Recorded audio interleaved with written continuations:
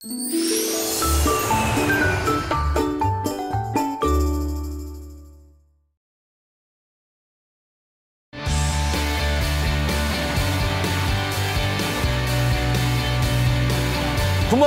여러분의 아침 햇살이 되고 싶은 남자 김현웅입니다. 굿모닝! 여러분의 아침 공기가 되고 싶은 여자 최희정입니다.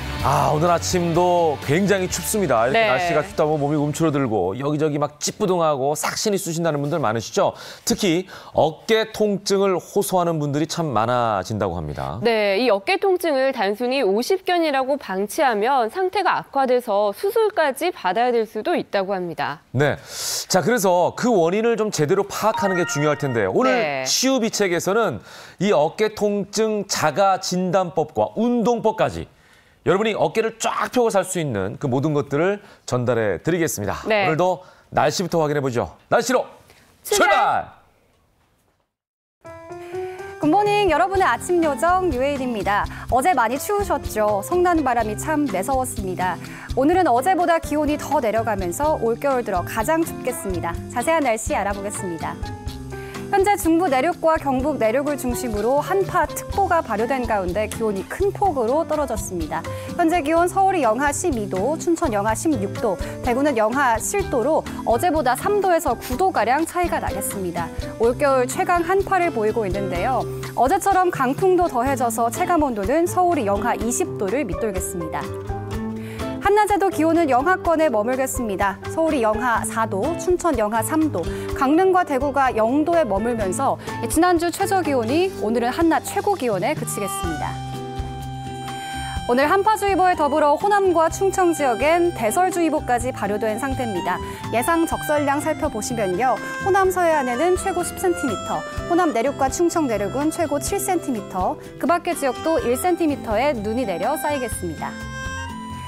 내일까지 최강 한파는 계속 이어지겠고요. 목요일부터 기온이 조금 오르지만 추위는 주말까지 계속 이어지겠습니다. 토요일에는 눈 소식이 들어있습니다. 살 빼기 제일 좋은 계절, 바로 겨울이라고 합니다. 온도가 낮아지면 체내에 지방을 연소시키는 스위치가 켜진다고 하는데요. 다만 겨울에 운동할 때 지켜야 할 주의사항들이 있습니다. 첫 번째로는 관절과 근육이 굳은 상태이기 때문에 스트레칭을 충분히 해주는 거 잊지 마시고요. 너무 추운 날에는 심혈관이 수축되기 때문에 실내 운동을 권장합니다. 마지막으로는 땀을 잘 흡수하는 면소재의 옷을 입고 운동을 해야 체온 유지에 효과적이라고 합니다. 지금까지 날씨와 생활 정보 알려드렸습니다.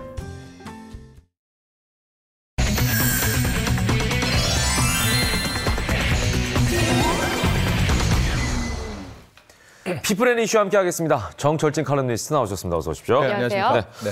자, 고액의 세금을 체납하고 있는 사람 2만 명의 명단이 공개됐습니다. 그중에는 우리가 잘 아는 가수와 탤런트도 포함이 돼 있었죠? 네, 그렇습니다. 현재 국세청은 2억 원 이상, 1년 이상의 기간을 체납할 경우에 그 명단을 공개를 하고 있는데요. 어제 공개된 명단을 보면 이제 기우무중 전 대우그룹 회장도 있었고요. 구창모, 김혜선 씨 이제 연예인도 있었었는데 실질적으로 이 명단에 대한 관심 그리고 이제 자료 영상도 함께 공개를 했었습니다. 그 영상을 이제 함께 공개를 하면서 이제 뉴스에 초점을 받았었거든요. 한번 영상 한번 보시면은요. 이번 역시도 이제 국세청이 그 징수하는 과정에서 자료 화면으로 같이 촬영한 그거였었는데 이 체납자 같은 경우에는 10억 원이 넘는 이제 세금을 안 내고 있었답니다. 돈이 없다 했었는데 막상 들어가서 보니까 현금이 엄청나요. 소파 쿠션 뒤에 뭐 수표 다발을 숨겨놓고 금고 안에 골드바라든가 거의 집 안에 4억 5천만 원어치를 숨겨놨다는 거예요. 그래서 이제 추징을 했다, 징수를 했다라는 것인데 국세청이 이렇게 10개월 동안 연초 이후 10개월 동안 추징했던 금액이 1조 6천억 원에 달한다. 특히 국세청 직원 같은 경우에는요, 저 징수 과정은 특별한 수색영장 없이도 들어가서 찾을 수가 있는 겁니다. 그리고 지금 좀 인터넷에 보면은 이제 어제 공개된 고액 상습 체납자 명단이 한 2만 명이 넘었거든요. 그래도 연예인들, 특히 구창모, 김혜선 씨가 계속해서 이제 검색 키워드에 오르내리고 있습니다. 네, 두 분 모두 큰 인기를 얻었던 스타들인 만큼 아무래도 비난도 거셀 것 같습니다. 네, 그렇습니다. 이제 김혜선 씨 같은 경우에는 지금 종합소득세 4억 원, 이제 4억 700만 원을 아직까지 체납하고 있다라고 해서 명단 공개가 됐는데 이 발표 이후에 김혜선 씨 소속사 측에서는 조금 억울하다 이런 입장을 전했습니다. 김혜선 씨 같은 경우에는 이제 하이틴 스타로 워낙 유명했었고요. 또 일본에 건너가서도 굉장히 활발하게 활동을 했는데 네. 이후에 좀 이제 결혼과 함께 이런저런 아픔을 겪었습니다. 근데 왜 소속사 측에서는 억울하다고 하느냐? 실은 현재 김희선 씨가 지고 있는 빚이 그러니까 내야 될 세금이 한 14억 원 정도랍니다. 근데 현재 10억 원을 계속해서 갚았고 올해에도 이미 7천만 원 넘게 납부를 했고 이제 남은 돈이 4억인 것이다. 라는 이제 그런 해명을 했었고요. 저 14억 역시도 뭐 널리 알려진 것처럼 김혜선 씨가 상습 체납한 게 아니라 두 번째 남편이죠. 두 번째 결혼했을 때 당시 남편이 졌던 그거를 자기가 떠안하게 되면서 하나의 이제 세금 빚을 지게 된 것이다. 이렇게 해명을 했습니다. 네, 그러니까 결론적으로는 고의 체납이 아니다라는 이제 노력하고 있다. 입장을 전달한 건데. 구창모 씨의 경우에는 어떤 입장을 내놨죠? 구창모 씨는 아직 뚜렷한 공식 입장을 밝히지는 않고 있는데요. 또 구창모 씨가 이렇게 관심을 받고 있는 게 뭐 죄세대도 그렇고요. 그리고 송몰금의 리더 아니었었습니까? 그런 관심이기도 하고 또 하나 이제 솔로 데뷔 후에 대만에서 희나리 이런 노래로 어마어마한 인기를 끌었거든요.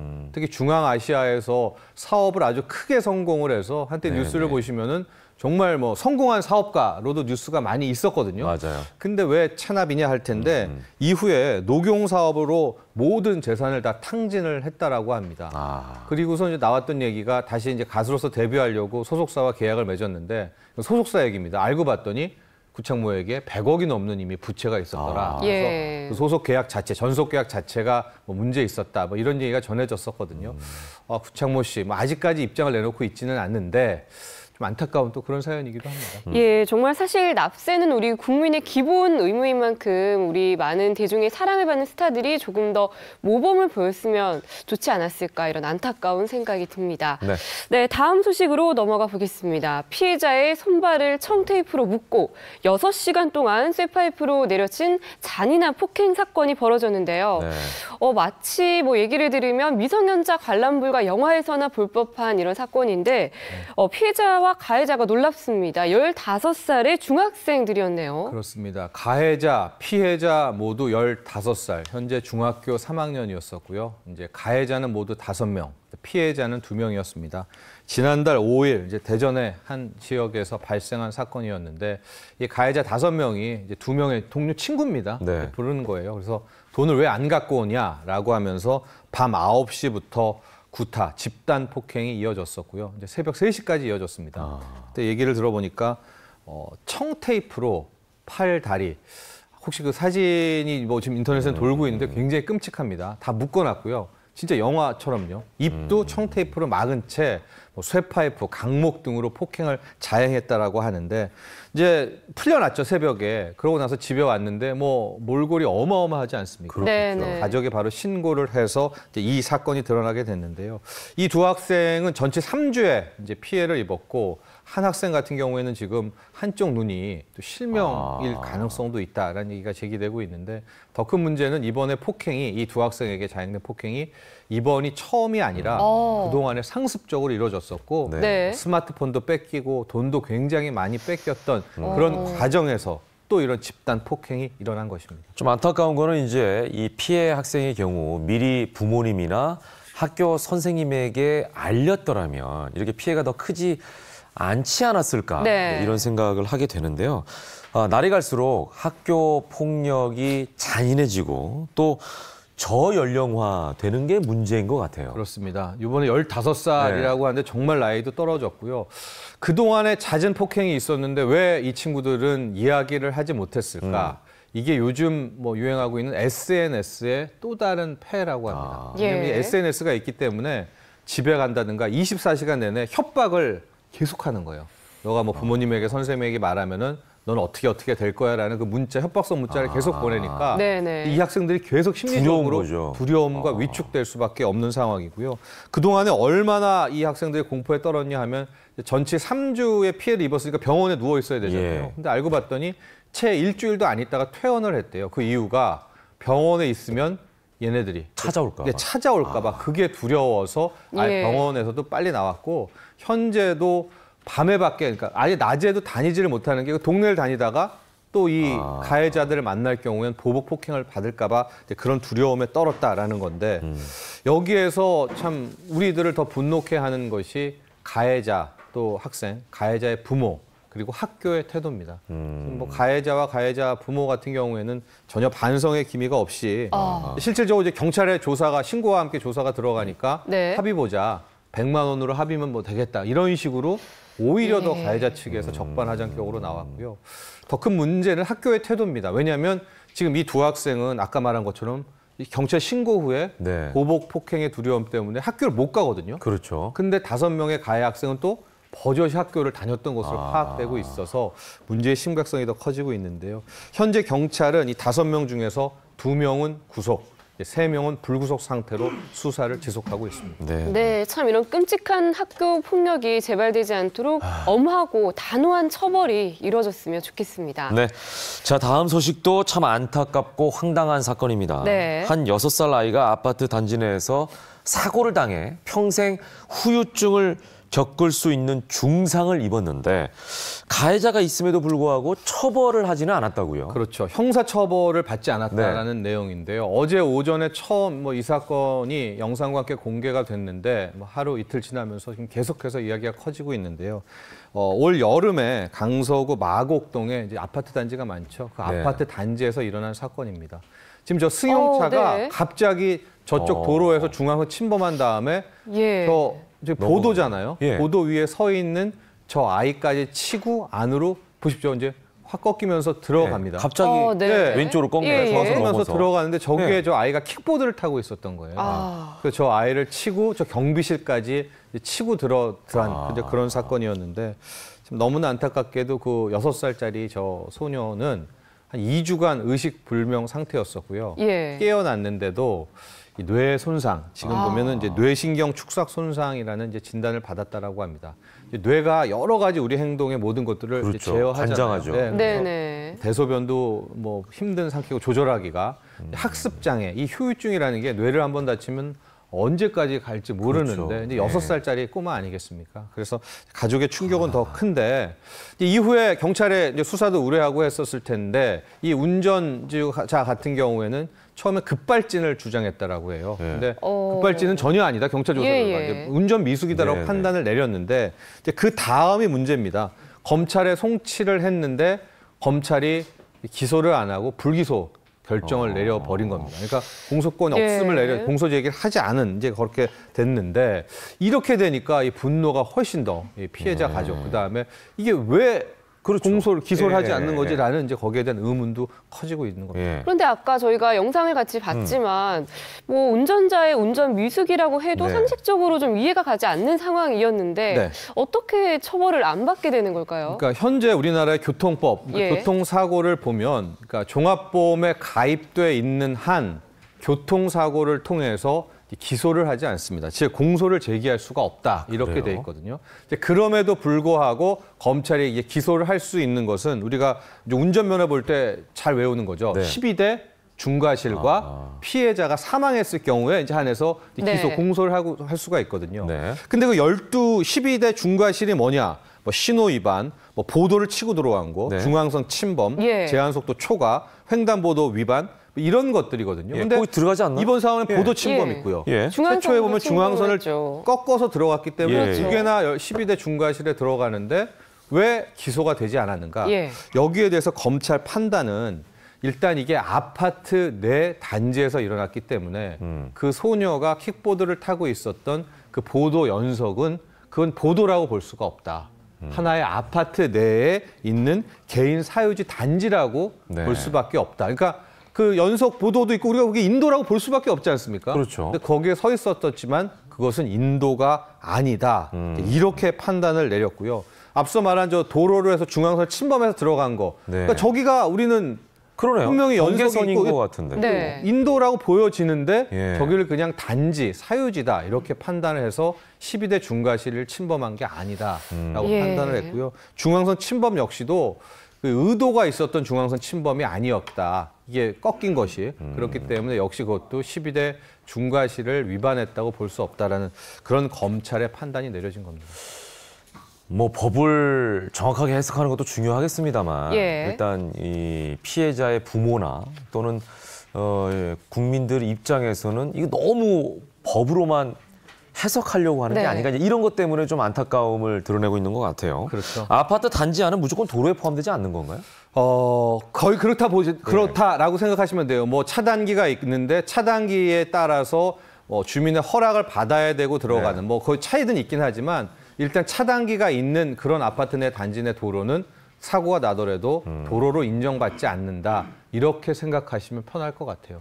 특히 우리가 이제 뭐 지하 주차장 내려갈 때도 분명히 중앙선이 있잖아요. 네네. 근데 그렇게 중앙선을 침범해서 사고가 났다고 했을 때도 그 내려가는 그것을 도로로 인정하지 않습니다. 그럼 중앙선 침범이 아니어서 그거 역시도 뭐 5대5의 뭐 과실이 나올 수밖에 없는데 그랬기 때문에 그동안에 계속해서 이 아파트 단지 내 도로 아파트 단지 내에 있는 연속 보도 이것들에 대해서 좀 명확하게 도로교통법상에서 다시 개정을 해야 되지 않느냐 이런 움직임이 일어나고 있는데 참 이래저래 지금 아파트 내 사고 같은 경우에는 피해자 입장에서는 참 답답하기만 합니다. 그러네요. 예, 네. 이번에는 김영란법 이야기로 넘어가 보겠습니다. 작년 11월부터 시행됐으니까 벌써 1년이 넘었는데요.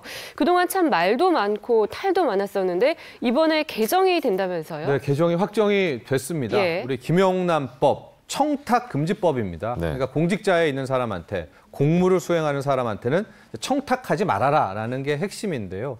여기에 이제 예외 조항이라고 3, 5, 10 조항이 있습니다. 이게 뭐냐면 그럼에도 불구하고 우리가 사회관계는 유지해야 된다. 네. 그래서 예외를 둔 건데요. 그게 바로 밥 먹을 때는 3만 원 정도 해도 된다. 같이 나눠 먹어도 된다. 선물은 5만 원 정도, 경조사, 뭐 결혼식 같은 데는 10만 원을 내도 된다라는 저 예외 조항이 있는데요. 네네. 이번에 개정된 게 저 예외 조항의 액수를 조금 고친 겁니다.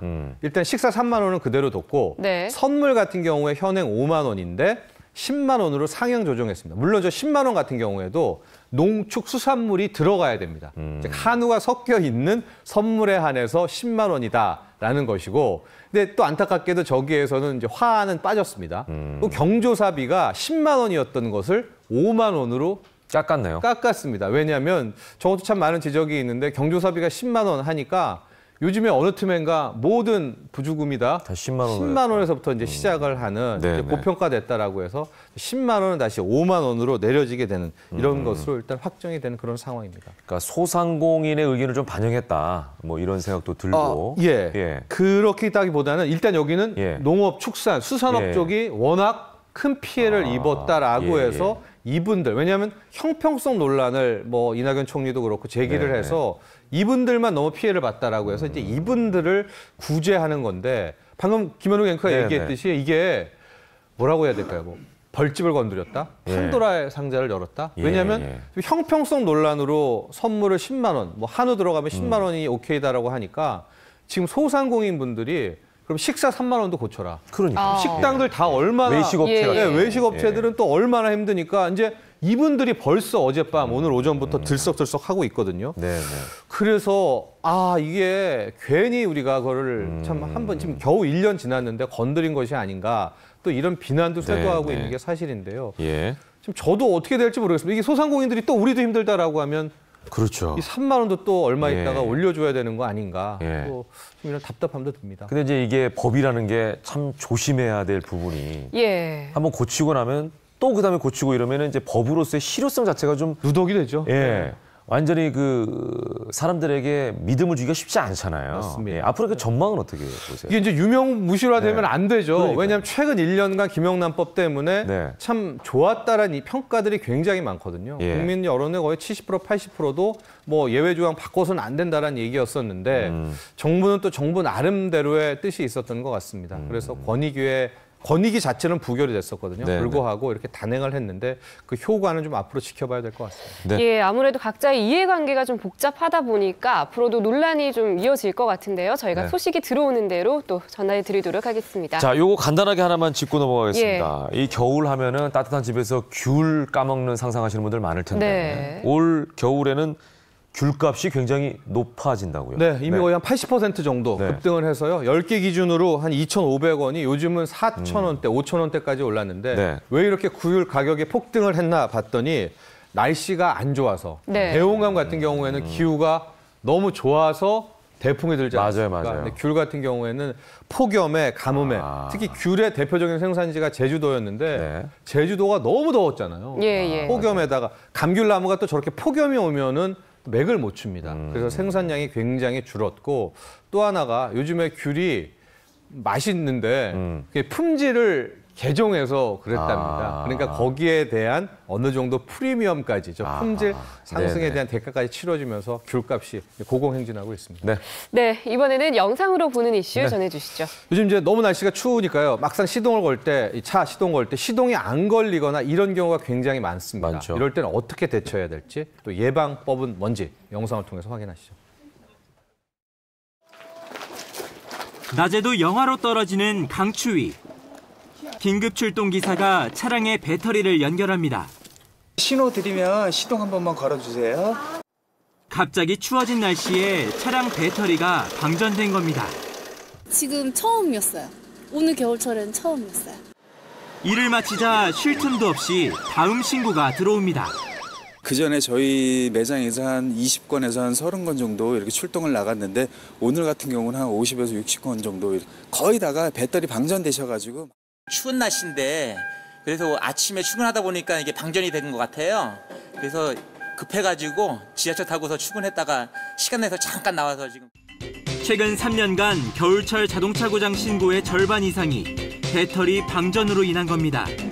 기온이 떨어지면 자동차 배터리 속 전자와 분자의 이동 속도가 느려져 배터리가 제 기능을 하지 못하게 됩니다. 가급적 지하에 주차하고 야외일 때는 바람을 막아주는 벽 주변이나 해가 뜨는 동쪽을 향해 주차하는 게 좋습니다. 냉각수가 얼지 않게 부동액과 물을 5대5로 섞어 넣는 것도 필수. 와샤액이 얼게 되면 전방 시야 확보에 어렵기 때문에 얼지 않는 에탄올 성분이 포함된 와샤액을 쓰는 게 가장 좋습니다. 채널A 황규락입니다.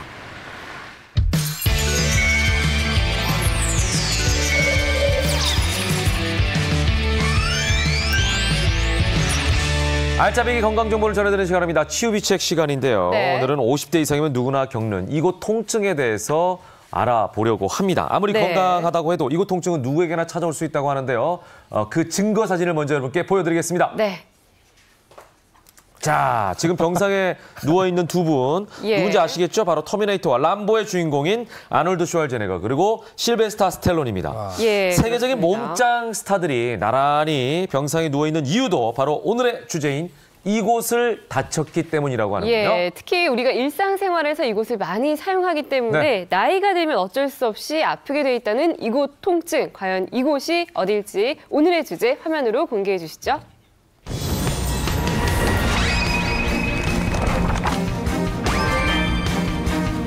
수시로 네. 걸리고 혹시 50견 참을 수 없는 어깨 통증. 네, 혹시 내가 50견이 아닐까 생각하는 분들 많으실 것 같은데요. 오늘 이 시간에는 쑤시고 결리는 어깨 통증의 원인은 과연 무엇일지 자가진단법과 예방법까지 모두 살펴보도록 하겠습니다.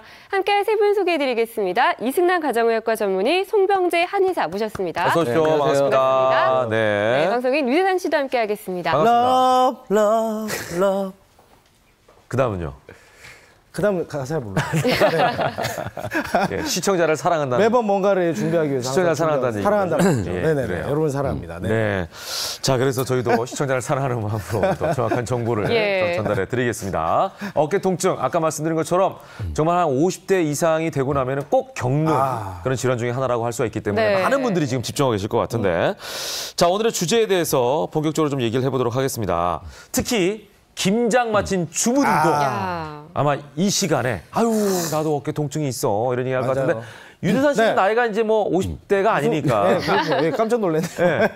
아니, 저는 아직 젊어서 괜찮긴 한데 네. 조금 걱정이 되는 게 뭐냐면 제가 운동을 또 좋아해서 운동하다가 이게 굴러서 어깨에 금이 간 적이 있었거든요. 네. 그러다 보니까 지금은 완치가 되긴 했는데 혹시 이게 나이가 들면 아까 람보나 터미네이터처럼 네, 네. 이게 후유증이 아까 그 액션 배우들이잖아요. 네, 그런 것처럼 저도 혹시 이게 후유증이 오지 않을까 이런 생각이 좀 들긴 하거든요. 그렇죠. 네네. 유재상 씨 액션 배우는 아니잖아요. 아니지만- 그런 거니까 걱정 안 하셔도 되고요. 네네, 아, 그래요? 문제는 뭐냐면 이 어깨 관절이라는 게 왜 좌초 위험하냐면 솔직하게 이렇게 360도 돌 수 있는 관절은 어깨밖에 없어요. 그러네요. 목 360도 돌아보세요. 목도 절대 안 돌아가죠. 돌리고 싶은데 여기까지밖에 안 가는데. 그러면 예, 목 여기까지. 밑에 한 180도 정도밖에. 네, 그러니까 제일 많이 돌고 두 번째는 뭐냐? 우리 몸에다 가장 많이 쓰는 관절이에요. 하루에 얼마나 쓰냐? 무려 3,000회나 4,000회를 쓰거든요. 그거 엄청 많이 쓰니까 일상적으로 사용만 하더라도 얘가 퇴행성 변화가 나이가 들면 잘 올 수가 있고요. 세 번째는 이게 360도를 돌다 보니까 얘가 굉장히 불안전한 구조예요. 마음대로 돌 수 있기 때문에. 이거 빠지기도 하잖아요. 빠지기도 하고. 맞아요. 맞습니다. 한 번 빠지면 계속 빠지고. 네, 잘 빠져요. 우리가 네네네. 문제가 되기 때문에 그래서 이거는 어깨라는 것은 우리가 아까 람보나 터미네이터라도 몸이 빵빵해도 피해갈 수 없는 굉장히 불안정한 관절이기 때문에 그만큼 예방이 중요합니다. 네. 예. 아무튼 그 이승남 원장님께서 지금 어깨가 왜 아플 수밖에 없는지 이런 이유를 말씀해 주셨고 그 옆에 계신 이제 송 원장님께 저희가 질문을 드려야 되는데 이상하게 저 자리는 크신 분들만 오네. 그러네요. 또 송 씨예요, 같이. 같은 또 송 씨에다가. 진짜네요. 네, 근데 우리 어머님들이 사실 50대가 넘어가서 어깨가 아프고 뭐 쑤시고 결리면 다 50견을 의심을 하는데 다 50견일 경우가 있을까요? 예, 한마디로 중년 여성의 어깨 통증을 50견이라고들 많이 합니다. 진짜 50견인 경우도 있고 50견과 비슷한 어깨 통증을 유발하는 질환들은 30가지 이상이 됩니다.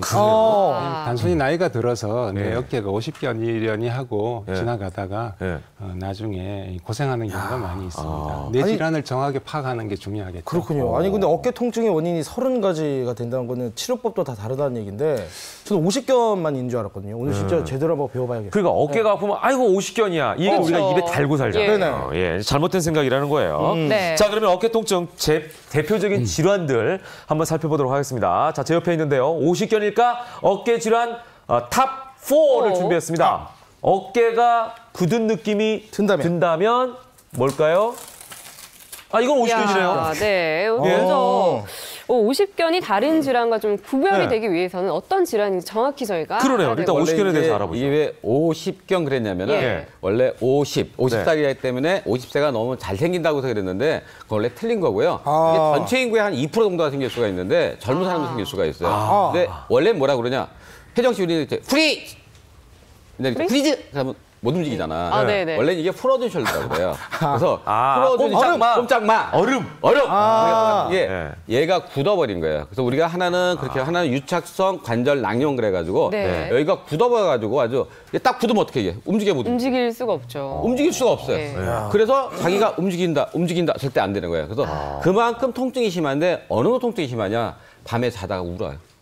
너무 아파서. 너무 아파서 울어요. 잠을 못 자는 거예요. 네, 되게 웃긴 게 누워서 자면 잘 때가 더 많이 아프기 때문에 밤에 야행성의 통증이 굉장히 심하고 제 친구 부인은 이것 때문에 1년 동안 잠을 못 잤어요. 그래가지고 나중에 치료를 받아서 나아졌기 때문에 그만큼 통증이 심하고 못 움직인다. 그러니까 굳어있는 거다 생각하면 되겠습니다. 근데 사실 아까 뭐 이승남 원장님도 말씀하셨지만 이 360도 도는 건 어깨밖에 없잖아요. 그래서 활동을 굉장히 많이 필요로 하는데 이게 굳으면 진짜 불편할 것 같은데 일단 50견 젊은 사람도 올 수 있다고 하는 거 보니까 50살에만 오는 게 아닌 것 같아요. 왜 오는 건가요, 도대체? 예, 50견의 원인은 사실 정확하게 밝혀져 있지는 않습니다. 근데 어깨 관절은 360도 움직일 정도로 굉장히 복잡하게 이루어져 있어요. 운동성이 굉장히 좋다는 관절이죠. 대신에 그에 비해서 안정성이 많이 떨어집니다. 머리 관절은 안정성은 굉장히 뛰어나지만 어깨 관절은 운동성이 좋은 반면에 안정성이 떨어지죠. 그러다 보니까 관절낭에 긴장이 올 수도 있고 염증이 올 수도 있고 반복적인 염증이 돼서 움직임이 저하되고 관절이 굳어버릴 수가 있어요. 50쯤 돼서 나타난다고 해서 50견이라고 많이 얘기는 하는데 젊은 사람한테도 올 수 있군요. 젊은 사람도 올 수 있죠. 관절낭의 유착 이 나이 아니라도 뭐든지 올 수 있습니다. 아까 보니까 관절낭이라는 부위가 이 어깨 밑에 있는 요쪽이네요, 그죠? 여기에 염증이 올 수도 있고 여러 가지 환경에 의해서 좀 안 좋은 상황이 되면 이게 이제 50견이 된다 이런 말씀을 하셨어요. 이 중에서는 저는 이제 굉장히 걱정이네요. 이제 곧 50견의 대상자가 된다라는 생각을 드니까 약간 우울하기도 하고 그런 생각도 드는데 특히 50견이 오기 쉬운 사람이 있을까요? 네, 얘기했지만 정확한 원인은 없지만 50견이 잘 걸릴 수 있는 특징이 몇 가지가 있습니다. 그래요? 이것만 알아도 조심할 수 있어요? 그렇죠. 보여드리도록 하겠습니다. 과연 어떤 사람을 노리는지 먼저 첫 번째부터 한번 보겠습니다. 여성이 많아요? 남성보다는 여성이네요. 50세 이상이 많은데 남성보다는 여성이 많고 우리가 국민건강보험공단에서 해봤더니 50개월 환자의 82%가 무려 50대 이상의 사람이에요. 그러니까 쉽게 해서 50개월은 약간의 노화 현상이랑 마찬가지고 또 왜 여자가 많이 오냐? 왜 많이 올까, 혜정 씨? 여자들이 아무래도 뭐 집안일을 많이 해서 그렇죠. 집안일을 많이 하잖아요. 걸레질도 하고 빨래도 하고 청소도 하고 이러다 보니까 아까 우리가 김장철 얘기도 했잖아요. 김장철 얘기도 맞고 그래서 여성이 더 많이 오고 또 한 가지는 여성들이 나중에 50대가 넘어가게 되면 폐경기가 오잖아요. 그럼 여성 호르몬이 떨어지면서 또 성장 호르몬도 갑자기 떨어지게 되면은 근육이나 뼈가 많이 약해집니다. 그래서 여성이 남성보다 더 많이 생깁니다. 네, 제가 그 남녀 얘기를 꼭 하면은 여성이 많이 오는 게 꽤 많아요. 그래서 참 여성분들 고생을 많이 한다 이 생각을 다시 한번 하게 됩니다. 자, 두 번째 한번 보겠습니다. 어떤 분들 꽤 많이 올지. 당뇨 갑상선 질환 있는 사람이네요. 재밌죠? 어깨하고 어떤 상관이 있을까요? 통계를 해봤더니 당뇨 환자는 일반 사람보다 무려 50개 오는 게 적게는 5배, 많게는 8배가 와요. 또 한 가지는 갑상선 기능 항이증 있는 사람. 이 당뇨나 갑상선 환자들은 그 대사를 갖다 많이 빨리빨리 없애는 질환이거든요. 이런 질환이 잘 오고 그다음에 심장이나 폐가 나쁜 사람 이런 사람도 50견이 많이 옵니다. 그러니까 중요한 게 뭐냐? 통증만 없애는 게 중요한 게 아니라 자기가 기초에 이런 병이 있나 없는가 또 알아보는 게 중요한 거예요. 그러니까 이런 병이 있는 사람은 통증만 없앴다고 그래서 또 어떻게 돼? 다음에 또 재발하거든요. 그러니까 원인을 알고서 50개를 치료하는 게 굉장히 중요합니다. 그러니까 당뇨, 뭐 갑상선 질환 좀 특이하긴 하지만 심장 질환, 폐 질환. 이런 것들은 뭐 모든 질환의 원인이 될 수가 있는 그렇죠. 이제 합병으로 갈 수가 있으니까. 맞습니다. 자, 마지막 세 번째 한번 살펴볼까요? 어떤 사람이 또 50견이 잘 걸릴까요? 역시 자세가 안 좋거나 운동을 하지 않는 사람. 당연하겠네요, 진짜 어떻게 보면. 네. 얘기 좀 해주시죠. 50개는 어떤 이유에서든지 간에 어깨가 이게 고정된 자세로 굳어 있는 경우에 많이 발생합니다. 어깨 자세가 틀어져 있다면 요새는 이제 어깨가 틀어져 있는 사람들이 많이 볼 수 있는데 어깨가 틀어져 있어도 문제가 될 수 있고요. 또는 다른 부위의 수술 있죠. 손목이나 팔꿈치를 수술해서 어깨를 장기간 고정시켜 놓으면 어깨가 고정되게 돼서 그래서 관절량이 오히려 더 약해지고 긴장이 되고 그래서 발생할 수도 있습니다. 또는 목 디스크 같은 질환이 있다면 어깨 쪽으로 가는 혈류순환, 허혈이 발생해서 50견으로 갈 수도 있습니다. 참 애매하네요. 그러니까 너무 많이 써도 50견이 올 수가 있고 너무 안 써도 약해지고. 그러니까 적당히 이렇게 자기가 좀 관리를 해야 된다는 얘기인데 참 이게 어려워요. 적당이라는 게. 자, 일단 50견에 대해서 저희가 일단 살펴봤어요. 50견이 뭔지를 정확하게 알아야 이 비슷한 증상들에 대해서도 이제 구분할 수가 있을 텐데. 자, 지금부터는요. 어깨 통증 탑4. 두 번째, 세 번째, 네 번째. 이걸 이제 자세하게 살펴보면 50견과 좀 비교가 되면서 구분이 될 것 같습니다. 자, 두 번째로 한번 넘어가 볼까요? 자, 선반이 있는 물건을 잡기가 힘들다면 이건 뭘까요? 질환일까요? 회전근개 파열이네요. 좀 어렵네요, 이제. 파열. 뭐냐면은 우리가 어깨 통증으로 오는 사람이 50견 환자가 우리가 1년을 해봤더니 얼마냐 약 74만 명이에요. 근데 여기 회전근개 파열로 오는 사람이 약 64만 명이에요. 그러니까 거의 비슷비슷하네요. 통증, 보는 거 1인데 회전근개라는 건 뭐냐면 이 어깨에 있는 근육이 4가지가 있어요. 그림에 나오지만 여기 우리가 곡하근, 극상근, 극하근, 그다음에 소원근, 견갑하근이 있는데 이 4개가 어깨를 싸고 있는 건데 이 4개가 왜 중요하냐면 아까 관절이 제가 불안하다고 그랬잖아요. 얘가 여기를 딱 보호하고 있는 거예요. 근데 이게 톱니바퀴 같이 잘 맞아가지고 잘 돌아가야 되는데 이 중 하나가 삐끗하고 잘못됐다. 두 개 잘못됐다. 그게 파열이 됐다. 할 경우에는 바로 회전근개근 파열 때문에 얘가 파열이 되면 어떻게 돼 우리가? 이게 들 때 못 들어가는 거예요. 그래서 선반에 있는 물건을 갖다가 잡기가 힘들기 때문에 회전근개 파열이 바로 이유입니다. 그러니까 회전근개라는 게 돌리는 근육. 회전. 그 쉽게 얘기하면 그죠? 딱 연결되어 있는 그 뼈에 있는 근육. 여기가 다 붙어 있는 거예요. 날개뼈라고 있잖아요.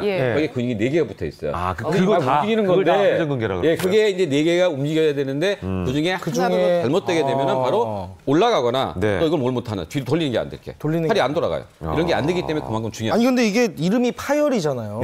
사실은 파열이라는 얘기 들으니까 일반 사람보다는 이렇게 야구 선수 어깨 옛날에 그 유현진 선수가 이거 파열되지 않았나요? 네, 선수들이 많이 이런 얘기를 듣는데 일반 사람들한테도 이렇게 파열이 많이 일어나는지. 그러니까 운동을 심하게 하는 그 야구 선수나 이런 사람이 더 많이 생기긴 하지만은 이건 일종의 퇴행성 변화거든요. 그래서 나이가 들어서 60대가 되거나 70대가 되면은 퇴행성 변화 때문에 근육이 줄어들고 달라붙고 아까 선생님이 얘기했지만 혈액순환이 안 되기 때문에 그런 것에 의해서 아주 쫙 찢어지는 게 아니라 요만큼 찢어지는 거예요. 우리 고무줄 당길 때 아주 세게 당기면 어떻게 돼요? 끊어지죠. 이건 아주 찢어진 거고 그건 꼬매야 돼요. 하지만 저 정도 당기면 이게 안 들어가잖아요. 늘어나가지고 이런 것도 파열이라고 부르기 때문에 일종의 퇴행성 변화라고 보면 되겠습니다. 고무줄을 자주 당겨가지고 놓으면은 이게 늘어져가지고 이제 원 상태로 복귀가 안 되잖아요. 그런 상태도 문제가 있다. 이번에는 송 원장님께서 좀 회전근개 파열의 원인에 대해서 조금 더 구체적으로 설명을 해주시죠. 이 원장님께서 회전근개 파열의 노화 퇴행성 변화의 원인을 많이 설명해 주셨는데 저는 그 충돌증후군을 원인으로 설명을 드리겠습니다. 많은 경우에 이 어깨에서 팔을 들어 올리려면 이 상완골이 어깨의 견봉이라고 해요. 견봉 사이에서 부드럽게 이렇게 들어가야 됩니다.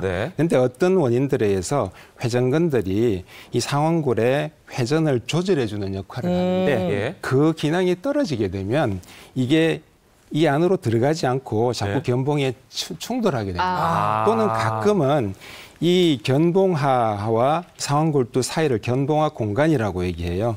이 공간이 어떤 원인들에 의해서 좁아지는 경우가 있어요. 해부학적으로 그럴 수도 있고 또는 염증이나 부종이 있어서 그럴 수도 있습니다. 그러니까 그 경우에도 뼈가 부딪힌다는 얘기인 거죠. 뼈와 뼈가 부딪히면서 어깨를 들어 올릴 때 주로 회전근개 파열이 90%가 이 근육에 있습니다. 극상근이라고 하는데 이 극상근이 두 뼈 사이에서 이렇게 이 공간이 좁아지거나 이 공간이 어떤 원인에서 좁아지면 이 극상근이 그 사이에서 잼밍이 되듯이 자꾸 손상을 갖게 되죠. 반복 손상에 의해서 파열이 되기도 하고 섭폐가 되기도 하고 그리고 관절낭에 무리를 주기도 하고 그래서 사실상 어깨의 거의 대부분의 질환의 원인으로 작용한다고 봐도 틀리지 않습니다. 이 어깨 충돌 증후군 때문에 회전근개 파열까지도 이제 올 수가 있다는 말씀이신 거죠. 그러면 이제 충돌을 안 일어나게 하는 게 중요할 것 같은데 일상생활에서 어떻게 해야 이 충돌을 피할 수가 있을까요?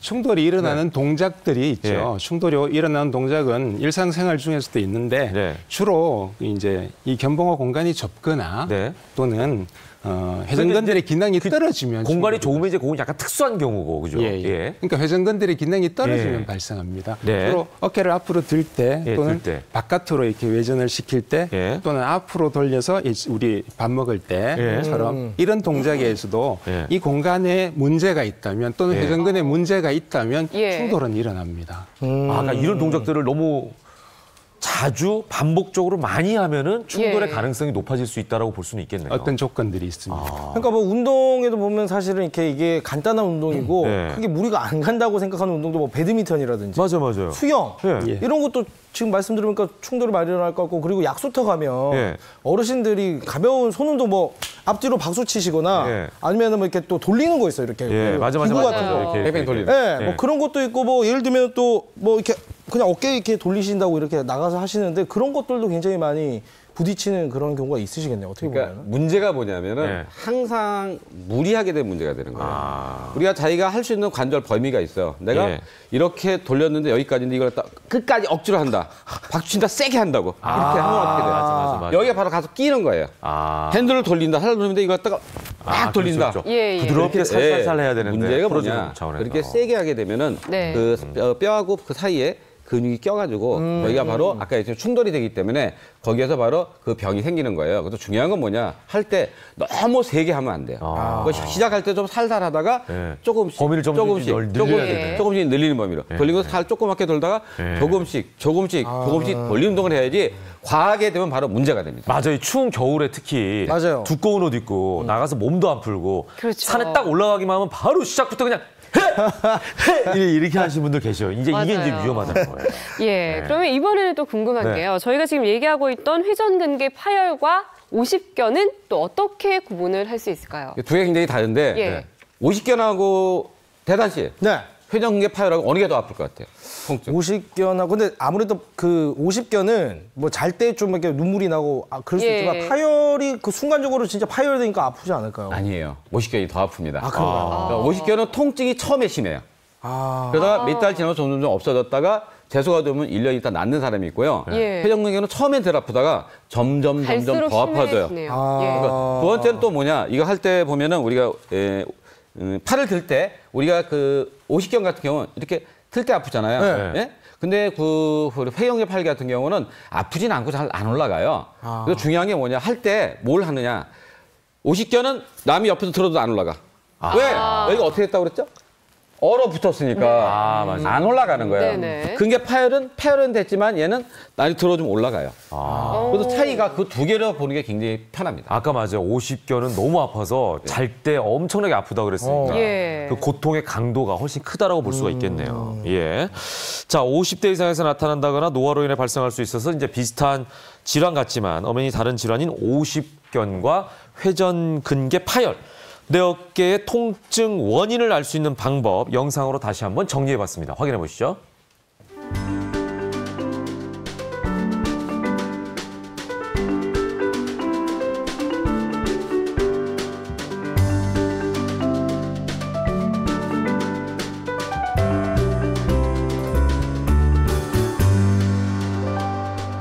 네, 내 어깨 통증의 원인을 알 수 있는 방법은 저희가 영상으로 확인을 해봤는데요. 근데 사실 어깨 통증 하면 저희가 뭐 응급실을 급히 찾아야 될 정도의 통증이 아닌 이상 좀 방치하는 경우가 사실 많은데 통증 같은 경우는 어느 정도 진행이 됐을 때 병원을 가야 될까요? 네, 한번 직접 또 제가 오늘 한번 저를 제 몸을 가지고 한번 해보시죠. 시범을 해보죠. 뒤로 한번 돌아보시죠. 네. 자, 어깨 제일 쉬운 방법은요. 어깨 운동 범위를 조사해 보는 겁니다. 자, 제가 각도기를 준비했습니다. 각도기. 각도기. 자, 요 해드릴게요. 확실히 제기 위해서 철저하게 앞으로 준비했어요. 들어보세요. 앞으로 쭉 들어보세요. 팔꿈치 굽히지 말고 쭉 더. 예, 정상적인 사람은 170도 이상은 부드럽게 올라갑니다. 이렇게 되는 거 맞나요? 요거를 살짝 옆으로 해야 되나요? 이렇게? 이렇게 해야 되는 건가? 요렇게 됩니다. 여기 수직에서 이렇게인가? 이쪽인가요? 요렇게 되십니다. 이렇게. 이렇게 팔을 폈을 때. 잠깐만요. 이렇게 보이거든요. 팔을 폈을 때. 이 각도가 170. 그러니까 여기까지. 요게. 이렇게. 그러니까 요 정도까지는 와야. 이 정도까지는 오는 게 정상이다. 여기서 이렇게 했을 때. 이렇게. 끝까지 올렸을 때. 150도. 이렇게는 돼야 된다. 그다음 사실은 더 중요한 것이 바깥으로 돌릴 때입니다. 바깥으로 돌려서. 잠깐만요. 그것도 있어요. 각도기가. 철저하지 않습니까? 준비 잘하셨네요. 바깥으로 돌려서 이렇게 정상의 경우에는 한 150도 정도는 부드럽게 올라갑니다. 그런데 이 이전에 통증이 있거나 운동 제한이 있다면 또는 어깨 관절에서 소리가 난다면 좀 문제가 있는 것이라고 보시면 됩니다. 그러니까 이렇게 되는 거죠. 이렇게. 여기가 이제 이렇게 됐을 때, 자 올려보세요. 각도를 이렇게. 자, 저는 여기까지 왔네. 정상이 이렇게 하면 정상 범위에 있다는 거죠. 굉장히 건강한 어깨를 갖고 계세요. 그런가요? 또는 좀 빠른 방법으로 간단하게 할 수 있는 방법은 뒤로 돌아서 이 어깨 손을 엉덩이 뒤쪽으로 해서 반대쪽 날개 쪽지를 잡아보는 겁니다. 여기요? 이렇게 돌아서. 이것도 준비가 돼 있습니다. 이 반대쪽에 견갑골의 하각, 날개뼈의 이거는 쉽지 하각에서 않은데요? 이 자세로 저희가 하각을 닿을 수 유연성 많이 있으면 거의 하는데요. 정상범위라고 보시면 됩니다. 거의 정상이죠. 근데 문제가 있는 분들은 이 아래에서 한 최대한 올려도 20도. 그러니까 여기가 이제 하각이라는 거죠. 그렇죠. 그때 0이라고 써 있는 견갑골 하각. 여기 0이라고 써 있는 데가. 여기입니다. 그러니까 여기까지 가야 되는 거예요, 팔이. 통상은 가죠. 여기까지요? 해보시겠어요? 저는 안 될 것 같아가지고. 저는 근육이 있어가지고 이게. 자, 선생님 일단 가리고 계셔서 잠깐만. 진짜 여기까지만 안 가요? 진짜 여기까지밖에 안 가요. 범위가 좋은 사람은 많이 올라가서요. 잡아보시겠습니다. 반대쪽 손을 닿아도 이렇게 닿죠. 이 건강한 사람은 이렇고요.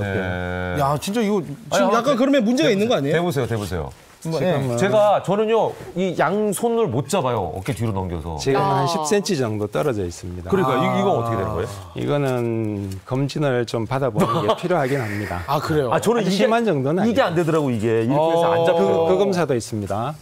이 뒤쪽으로 해서 또 어떤 게 손을 이렇게 반대쪽 입을 잡아보는. 반대쪽 이쪽 입을 잡으라고요? 이번 동작도 지도 잘 안 잡히는데? 해야겠네요. 야, 직접 문제가 있으시네요. 여기 어디 입꼬리. 입꼬리를 입꼬리까지 가면 정상이라고 보고요. 안 가는데? 귀를 못 잡으면 문제가 있다고 보시면 됩니다. 귀는 잡아요. 심한 저는 사람 이게 얼굴이 길어서 그럴 거예요. 심한 분들은 살이 짧아서 그래요. 그러니까 여기 많아서 그래요. 입이 요 정도 있어야 되는데 입이 너무 내려와 있네 지금. 환하게 웃어보세요 그럼. 이 꼬리 저는 오죠. 그러니까 이게 이제 돌아가는 각도에 따라서 이게 문제가 있을 수 있네요. 잘 안 되는 경우. 어깨 질환을 알려주는 신호가 일단 운동 범위, 두 번째는 통증, 세 번째는 관절에서 나는 소리입니다. 그 세 가지가 우리 몸이 우리한테 알려주는 신호인데 이 신호가 왔을 때 무시하지 말고 자세한 검사를 해보시는 게 필요합니다. 혜정 씨, 혜정 씨 해봐요. 검사를 받아봐야 되나? 최혜정 씨. 아니 여성들 잘 살려요. 네, 다행히. 이거 기인인데요? 우리가 봤을 때. 다행히 문제가 없네요. 요가시죠, 요가. 네, 저희가 이렇게 병원에서 검진을 받아봐야 할 어깨 통증까지 이렇게 알아봤는데요. 50견이 왔다. 그러면 이제 어떤 병원에서 좀 치료를 받을 수가 있을까요? 쉽게 해서 아까도 얘기했던 50견은 1년 내에 좋아지는 사람이 대부분이기 때문에 그럴 경우 치료받을 필요가 없고요. 당뇨나 갑상선 같은 질환이 있을 경우 뭐 3년 동안 갈 수가 있고 10명에 한 명은 오랫동안 갈 수가 있어요. 그 10명에 한 명 같은 경우에는 우리가 병원에 가게 되면은 스테로이드 주사나 아니면 통증 주사 맞는 게 있고요. 그다음에는 열 치료하는 게 있고 레이저 치료하는 게 있거든요. 그걸 받게 되면 많이 좋아질 수가 있고 그다음에 중요한 것이 가장 중요한 것은 뭐냐? 후유증이 없으려면은 항상 운동하는 게 중요합니다. 평소 습관이 평소 습관 관절 운동이 굉장히 중요합니다. 이제 보통 어깨가 결리거나 쑤시다 이런 분들은 많이 하는 게 찜질이나 마사지를 하시잖아요. 송 원장님, 50견도 혹시 찜질이나 마사지를 했을 경우에 도움이 될 수 있을까요? 예, 도움이 될 수 있습니다. 그래요? 50견 중에 유착성 관절낭염이 급성인 경우에는 냉찜질을 하는 게 도움이 됩니다. 기타 다른 질환도 만성인 경우에는 온찜질을 해주시는 게 좋고 급성인 경우에는 냉찜질이 좋습니다. 마사지도 근육의 유착이나 근육의 긴장이 심할 경우에는 도움이 되는데 심한 자극은 피하시는 게 좋습니다. 그렇군요. 아니 근데 사실 50견이 통증이 굉장히 심하다고 말씀하셨는데 그러다 보면 이제 운동을 하면 더 악화될 수도 있잖아요. 그래서 운동을 안 하시는 분들이 있는데 이게 맞는 건가요? 아니면 운동을 좀 해야 되는 게 맞는 건가요? 그러니까 예를 들어서 뭐 관절염 있는 분들 지난번에 얘기했지만 관절염 있는 분들은 심하게 또 무릎 운동을 할 수가 없는 거랑 똑같은 거 아니에요? 그러니까 심한 운동은 아니고 우리가 적절한 운동하고 스트레칭을 꼭 해줘야 돼요. 쉽게 얘기해서 혹시 옛날에 어깨 다쳐봤다 그랬잖아요. 우리 손이 부러지면 여기다 뭐 우리가 캐스트라고 하거든. 하게 되면은 이걸 했다가 3개월 했다. 그다음에 딱 피면 여기 안 구부러져요. 맞아요. 똑같은 거예요. 어깨가 우리가 50견이 왔다 그래서 안 움직이잖아요. 더 심해질 수밖에 없습니다. 자, 그러면 이거 스트레칭 좀 뭐가 할 수 가르쳐드리겠습니다. 있을까요? 앞쪽으로 또. 저 또 해야 되나요? 먼저 나오셔가지고. 먼저 뭐가 냐 우리가 진자 운동이라고 했어요. 진자가 뭔지 알죠? 진짜 왔다 갔다 하는 그렇죠. 그래서 팔을 뿌린 다음에 이렇게 천천히 왔다 갔다. 이렇게. 이렇게. 근데 할 때 여기에다가 무거운 건 안 좋아요. 300cc짜리 우리 물통 있잖아요. 500cc짜리 물통 같은 거. 그 물통 갖고 들고 가게 되면 왜 그러냐? 얘가 이렇게 하면은 이 사이가 아까 좁아지면 안 된다고 그랬잖아요. 이 사이를 넓혀주는 거예요. 그러니까 공간이 생기니까 바로 그걸 갖다 예방하고 좋게 해주는 거기 때문에 여기다 물통을 들면 어떻게 또 더 많이 밑으로 내려오겠죠. 그렇죠. 또 하나 뭐냐? 막대기 같은 거 들고 이렇게 해가지고 옆으로 흔들고. 막대기로 옆으로. 막대기 같은 거 들고 이렇게. 근데 너무 무거운 걸 하면 안 좋아요. 그러니까 그거 하는 거 하고 그리고 한 가지는 수건으로 하는 게 있습니다. 한 번에 한 25회씩 하는 거고 수건 한번 들어보세요. 수건. 이게 더 깨끗하네요. 집에 있는 이제 수건. 수건을 가지고 타올을 가지고 이렇게 잡은 다음에 우리 어깨 등 떼밀 때 어떡하죠? 등 떼밀 때 이렇게 해서 밀어준 사람 있으면 본인이 밀어요. 이렇게 해죠. 하나 밑에 잡고 이렇게 잡은 다음에 쭉 올려요. 그래서 여기서 10초간 기다려요.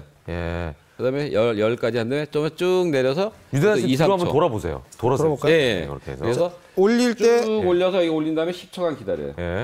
근데 쭉 내려서 여기서 2, 3초 있어. 약간 이완해주는. 그러니까 여길 갖다가 우리가 운동을 갖다 해서 그 사이를 갖다 넓혀주는 거예요. 이걸 갖다가 꾸준히 하면 굉장히 좋아지는데 그걸 갖다 그랬죠. 올라가서 10초간. 올라가서 10초. 하나, 둘, 셋, 넷, 다섯, 여섯, 일곱, 여덟, 아홉, 열. 내려와서 2, 3초. 하나, 둘. 또 10초. 또 그렇죠. 이걸 반복적으로 도움이 되고 또 한 가지 재밌는 게 뭐 있냐면은 이렇게 돌은 다음에 그건 내리시고 이렇게 서 계세요. 여기가 이제 담벼락이라 생각하고 손을 갖다 여기다 댄 다음에 이렇게 올라가는 거예요. 쭉 피고 이렇게 올라가는 운동. 다시 내려와요. 이 운동도 굉장히 도움이 되는데 네. 바람에 할 필요가 없고 벽에다가 하면 되겠습니다. 이렇게 올라가는 거. 예, 해보세요. 네. 팔 펴고. 팔 펴고. 여기 벽이다. 여기 기어 올라가. 이렇게. 조금씩? 네, 손가락 어깨. 네. 예. 그러니까 어깨 근육을 살짝 이것도 이완해주면서 무리하게 안 하거든요. 그러네. 이거 천천히 하니까 무리할 필요가 없어요. 이거 세게 하는 네. 게 천천히 하나, 네. 둘, 셋, 네. 넷. 자기 할 수 있는 만큼 하기 때문에. 예, 그렇죠. 예. 아주 잘하시네요. 예. 이걸 못하면 안 되죠. 예. 굉장히 잘하십니다. 아, 그래요? 네. 그러니까 이제 이승남 원장님의 말씀을 들어보니까 네. 우리가 평소에 어깨 근육 자체가 뭉쳐 있거나 간극이 좁을 수 있으니 예. 이거를 운동을 통해서, 그러니까 운동이라는 게 심한 운동이 아니라 스트레칭이라는 걸 이완 운동을 통해서 그 간격을 좀 넓혀주면 우리가 팔을 쓸 때 좀 더 여유롭게 예. 활용할 수가 가동 범위가 있다. 좀 이 얘기- 충돌이 안 생긴다는 범위 거예요, 자체가 넓어지니까. 그렇죠. 충돌이 안, 뼈와 뼈끼리 충돌이 안 생긴다. 이렇게 하면 좋을 것 같습니다. 예, 이번에는 좀 송 원장님께서 네. 한의학적으로 치료할 수 있는 방법도 소개해 주시죠. 예, 50견에서는 예. 로컬에서 한방 치료로는 추나요법과 봉침요법을 많이 사용합니다. 아, 오늘은 네. 추나요법에 대해서 설명을 드리겠습니다. 네. 예. 이것도 또 제가 좀 이제 그냥 여기 있을게요. 저는 들어가지 않고. 네, 그냥. 추나요법이라고 추나. 있어요. 예, 네. 추나라는 것은 네. 제가 누울까요? 예, 누우십시오. 천정을 볼까요? 위에 옷은 벗고 안 예. 되죠? 예. 네. 됐습니다. 그냥 네. 추나라는 건 밀추 땡길 나자입니다. 네. 밀고 땡기다라는 뜻이죠. 네네. 우리말로 하면 밀당이 되는 거예요. 밀당. 아, 밀당. 그래서 어깨 질환을 치료를 잘 하려면 밀당을 잘 하시면 됩니다. 네. 어깨 질환은 아까 그 운동 범위 체크해서 문제가 있는 곳을 찾은 다음에 어깨는 어깨 문제의 핵심은 충돌 증후군입니다. 네. 충돌 때문에 네. 나타나는 관절낭의 경직을 해소하시켜 네. 주는 것이 좋습니다. 네. 네. 그래서 관절낭은 겨드랑이 아래를 들어가서 예, 아, 여기요? 간지럽죠. 예. 예, 자 지금 좀 아프시죠? 아, 예. 네, 여기가 관절낭입니다. 어깨 관절의 전면부에 붙어 있는 관절낭이 반대팔로 좀 해주시겠습니까? 여기로 카메라에 한번 잡힐 할까요? 수 있도록. 예. 그렇게요. 근데 여기 아픈데요, 진짜? 아프십니까? 네. 어깨 밑에. 예. 그 겨드랑이 쪽 아닌가요? 예, 그쪽이? 겨드랑이인데 아. 어깨의 관절과 관절하고 상완골두를 잡는 거죠. 그 사이에 힘줄이 있습니다. 그 예. 힘줄 아래에 관절낭이 있거든요. 네네. 그 관절낭을 좀 이완을 시켜주는 이런 자세로. 이거 원래 아픈 거예요, 선생님? 좀 아픕니다. 근데 지금 왼쪽 어깨는 약간 문제가 좀 있으시네요. 아, 그래요? 예. 이렇게 관절낭을 이완시켜주는 방법을 많이 사용하기도 하고요. 네. 두 번째로는 어깨에 문제가 있는 분들은 어깨 근육들, 회전근들을 지배하는 신경이 근육 사이에서 유착이 돼 있는 경우가 많이 네. 있습니다. 한번 살짝 옆으로. 이쪽 반대쪽으로 넣어보시죠. 이쪽으로요? 예. 네. 오늘 유사님 바쁘네요. 그러게요. 잠이 오네요. 여기가 우리가 회전근이라고 하는 네 네. 개의 근육 중에 네. 극상근, 극하근과 소원근, 그 밑에 삼두근 사이에 네. 이 어깨를 지배하는 신경이 나오는 구멍이 있습니다. 이 구멍이 좁아지면 근육의 긴장이 돼서 좁아지면 그 신경이 거기에서 눌리면 어깨에 문제를 유발하게 되죠. 그래서 그 좁아진 공간을 다른 근육들을 풀어줌으로써 부드럽게 넓혀주는 방법을 사용을 합니다. 이렇게. 거기를 눌러주는군요. 그러니까 우리 흔드는 거 비슷한 거 좀 세게 해주는 것 같아요. 네. 또는요, 예. 이쪽 네. 보고 앉아보시겠어요? 네. 이렇게요? 예. 회전근개에 네. 파열이 없는 상태라면 네. 어깨 극상근이 긴장이 많이 되죠. 그래서 예. 극상근을 풀어주는 방법은 극상근을 잡고 카메라 쪽을 좀 보고 얘기해 주시겠어요? 예. 그러면은- 이쪽으로 돌아 들어오세요. 예. 제가 일로. 아니. 거긴 가만히 있고. 예. 그렇게 거기서 해주세요. 조금 더 앞으로 나와 보시겠어요? 이쪽에 극상근이 문제가 있다면 이쪽에 네. 극상근을 잡고 극상근을 스트레칭을 하는 방법을 사용을 하면서 팔을 잡아 당겨 보세요. 이쪽. 요걸 잡고 팔을 잡아 당기시고 잡아 이렇게? 당기시면서 고개는 저쪽으로 틀어보세요. 쭉 부드럽게. 이렇게. 다시 원위치. 팔 잡아 당기고 고개를 잡아 당기고. 이게 지금 한의학적으로 치료를 하는 거죠? 예, 그러니까 한의학에서- 집에서 우리가 할 수 있는 건 아닌 거죠, 이거는. 예, 집에서 일반적으로 우리가 할 수 있는 일반인들이 건 할 수 아닌 있는 방법은 아니죠. 예, 알겠습니다. 혼자 하기는 쉽지 않겠네요, 그죠? 쉽지는 않지만 예. 혼자서 이거 하면서 어떻게 여기 눌러줘요? 못하죠. 예, 혼자 할 수 없어요. 예. 자, 아무튼 굳어서 꼼짝하지 않는 어깨가 네. 뭐 수술하지 않고 네. 운동과 치료로 얼마나 극복할 수 있는지 이게 이제 궁금하실 것 같아요. 그 결과를 저희가 영상으로 준비해봤습니다. 네. 확인해 보시죠. 영상은 아니네요. 이제 스틸 사진을 제가 준비했는데 굳은 어깨를 치료하기 전에는 각도가 이 정도밖에 안 됐다가 아까 우리가 각도기로 쟀었잖아요. 그러니까 정상 범위로 굳은 어깨를 치료한 이후에 올라간 모습을 우리가 볼 수가 있습니다. 저 환자의 경우는 충돌 증후군. 이거 이제 물리치료랑 비슷한 아닙니다. 거라고 아까 얘기한 추나 밀당. 이거 물리치료하고는 안 하는 거예요? 그 치료 후에 물리치료가 저렇게 충돌 증후군을 해결하는데 그렇게 효과가 빠르지는 못합니다. 네, 알겠습니다. 네, 지금까지 저희가 어깨 통증 1, 2위를 대표하는 50견 그리고 어깨 회전근개 파열까지 알아봤는데요. 이번에는 세 번째로 넘어가 보겠습니다. 자, 찌르는 듯 극심한 통증이 있다면 이거는 뭐라고 볼 수 있을까요? 석회화 원염. 이름만 들어도 굉장히 생소합니다. 그러니까 석회화 그럼 뭐냐? 바로 이렇게 석회가 끼는 거예요. 그래서 어디 끼느냐? 아까 어깨 회전근개 중에서 가장 많이 생기는 게 극상근에 많이 껴요. 많이 끼고 40대가 많이 생기고요. 이 생기는 걸 보니까 반복적인 운동이나 그것으로 인해서 문제가 뭐가 생기냐? 여기에 혈액순환이 안 되다 보면 그 혈액순환 부전으로 인해서 석회가 끼는데 이걸 얼마나 아프냐? 급하면 응급실까지 갑니다. 이거 너무너무 아파가지고. 50견보다 더 아파요? 더 아파요. 그래서 어깨 통증의 제왕이라고 부르는데 그만큼 심해요. 저 보이죠? 하얀 거. 석회면 약간 돌덩이 같은 게 낀다는 말씀이신가요? 그렇죠. 맞습니다. 근데 이것도 아까지만 40대 중년 여성이 굉장히 많이 생기고요. 이게 문제는 뭐냐면은 너무 아프다 보니까 잘 쓰지도 못하고 막 울 수가 있어요. 근데 이건 치료하는 방법은 어떤 방법을 하냐? 첫 번째는 수술 치료해서 석회를 제거하는 방법이 있고 두 번째는 우리가 열 치료하는 게 있고요. 세 번째는 체외 충격파. 네 번째는 주사하는 방법이 있습니다. 근데 저거는 언제가 아프냐? 치료할 때가 더 아파요.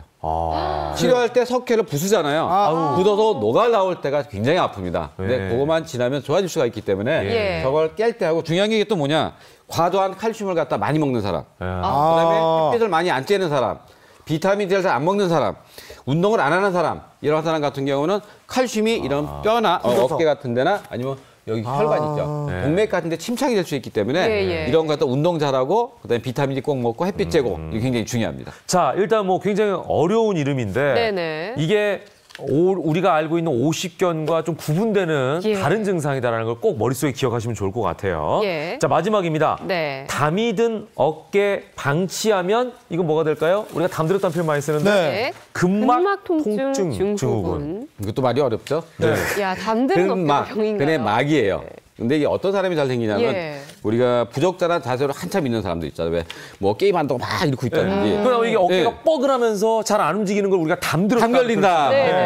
잘 때 또 잘못 자면 또. 그렇죠. 그다음에 이제 스포츠 하다가 손상되는 경우, 그다음에 교통사고 난 경우, 그다음에 재밌는 게 우울증이나 불안증인 사람이 또 잘 생겨요.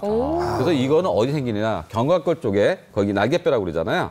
거기인데 잘 생기는데 어떤 부위를 특정한 부위를 딱 누르면 악 그래요. 통증 유발점이 있어요. 통증 유발점이 띠처럼 이렇게 생겨 있어요. 그래서 거기에 통증이 생기기 때문에 그 부위를 잘 찾아가지고 거기를 치료하는 게 굉장히 중요합니다. 근데 보통 이게 담 걸리면 이렇게 막 이렇게 치거든요. 이게 치거나 이렇게 혼자서 마사지하는 분이 맞아요. 그 부위를 어떻게 풀어보려고. 이런 게 어떻게 좀 도움이 되는 건가요, 원장님? 마사지를 하거나 가볍게 쳐주는 것도 좋고요. 그 마사지를 할 때 심하게 아픈 부위가 있어요. 일반적으로 쉽게 찾아지지는 않지만 그 부위를 가볍게 마사지를 해주면 풀어주는 데 많이 도움이 됩니다. 그리고 회전근들을 스트레칭하는 동작들, 그런 동작들이 근막통통 증후군을 해결하는 데 많은 도움이 될 수 있어요. 저희가 이렇게 내 어깨를 괴롭히는 통증 탑4 그리고 자가진단법, 50견 예방법과 치료법까지 다양하게 살펴봤는데요. 끝으로 좀 이런 모든 병에 걸리지 않도록 어깨 만능 운동법이 있다면 어떤 게 있을까요? 유대선 씨를 보여드리겠는데 오늘 견갑골 운동이라고 있어요. 끝난 게 아니었군요, 유대선 씨. 이쪽으로 또 누워야 되나요? 누우셔야 왠지 누워야 될 것 같은데. 자, 일단 50견과 비교되는 다른 증상들 잘 기억을 하시고 전체적으로 이제 어깨를 만능 어깨 운동법을 소개해드리겠습니다. 무릎을 구부리고 팔을 위로 들고 팔을 든 다음에 견갑골이라는 게 어디죠? 아까 뒤라고 그랬잖아요. 날개뼈. 이걸 두고 그거를 갖다 위로 탁 드는 거예요. 이렇게? 네, 그렇죠. 들었다 내리고. 그렇죠. 또 들었다. 잘하시네. 내리고. 들었다 내리고. 이렇게 하게 되면 견갑골을 갖다 이렇게 들었다 내리다 보니까 여기에 운동이 굉장히 좋아지기 때문에 굉장히 좋아집니다. 근데 이걸 할 때 누워서 하는 게 제일 편해요. 근데 이게 힘들다 할 경우 회사에서는 누울 수가 없잖아요. 일어나서 그러니까 견갑골이 예. 오르락내리락 하도록 예. 하는 게 이제 중요한 그렇죠. 운동이에요. 네네. 똑바로 서서 상체를 내밀지 말고 똑같이 아까처럼. 네. 그렇죠. 네. 그렇죠. 이렇게 네. 가슴을 그렇죠. 내미는 느낌으로. 예, 내미는 느낌으로. 네. 옆에 네. 들어서 네. 한 번 더. 그렇죠. 하는데 이렇게 해가지고 여길 갖다 잘 하는 거예요. 중요한 게. 네. 그다음에 또 하나 뭐냐. 네네. 이거 할 때 여기 이것도 하다. 그러면 네. 벽에다 대고 하는 거예요. 네. 벽에 딱 붙어가지고 예. 벽이 이 뒤가 벽이에요. 벽에다 치고. 붙고서 해보세요 또. 그렇죠. 벽에다 대고. 벽에다 밀고. 예.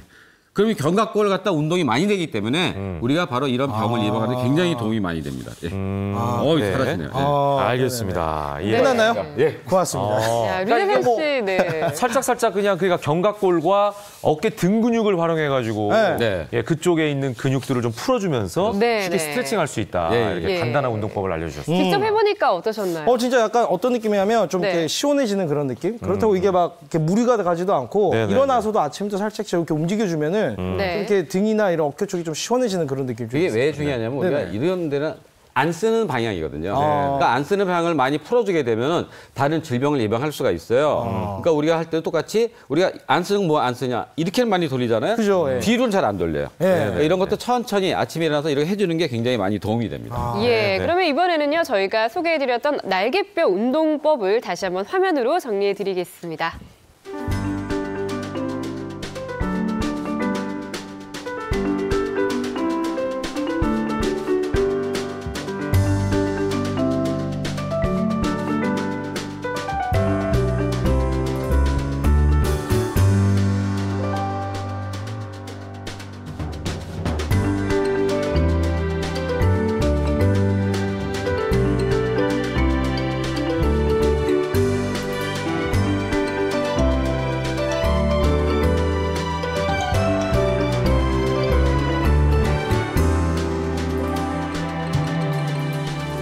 네.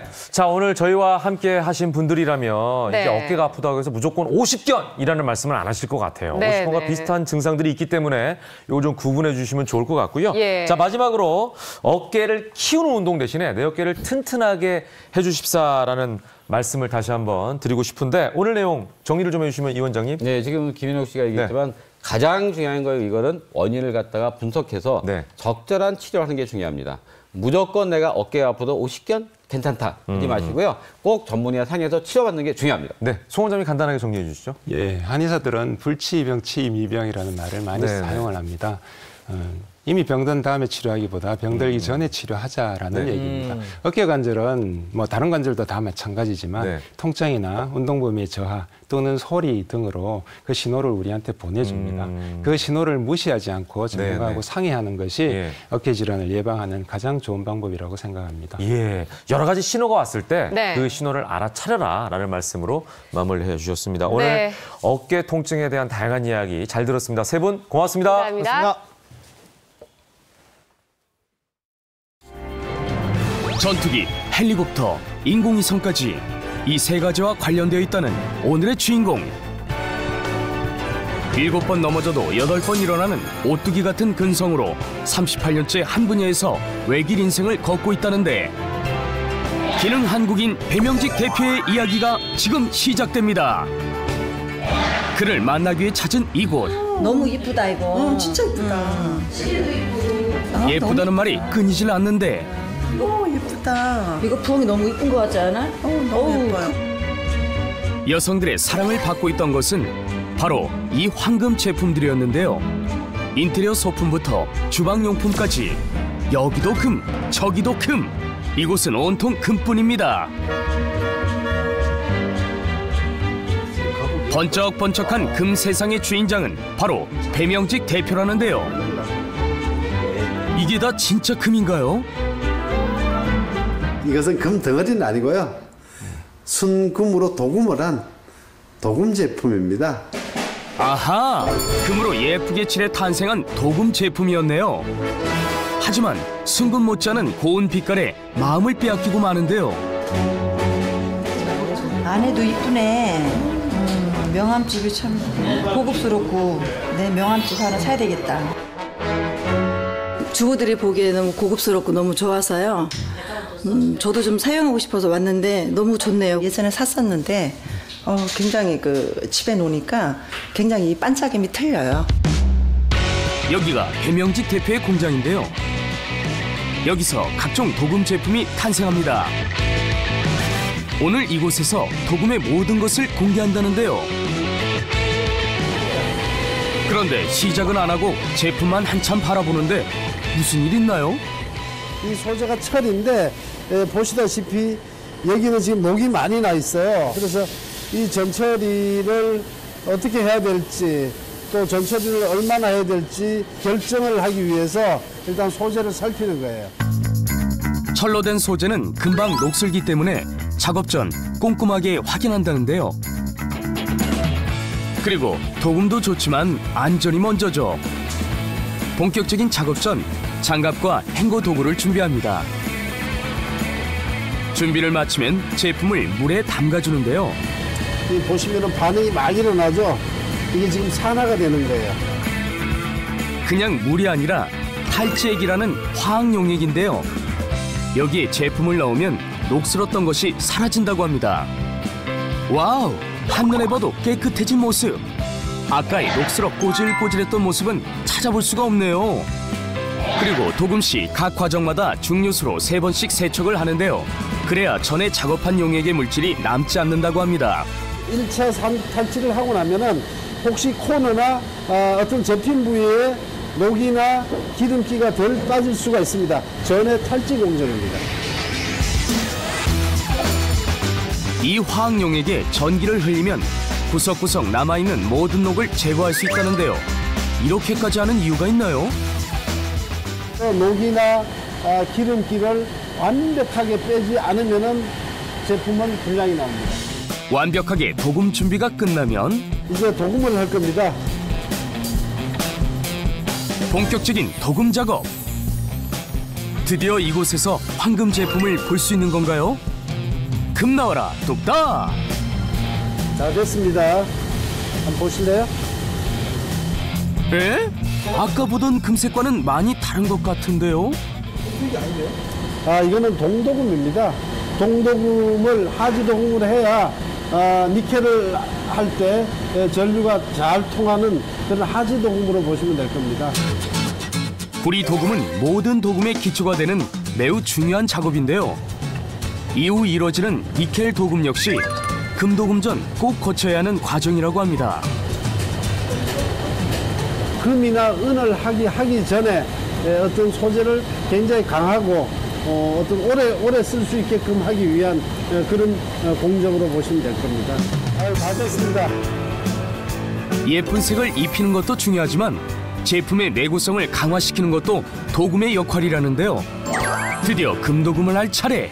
이게 대망의 금도금을 할 용액인데 이 안에 녹아있는 용액의 금이 돈으로 한 3천만 원 정도가 금이 녹아 있습니다.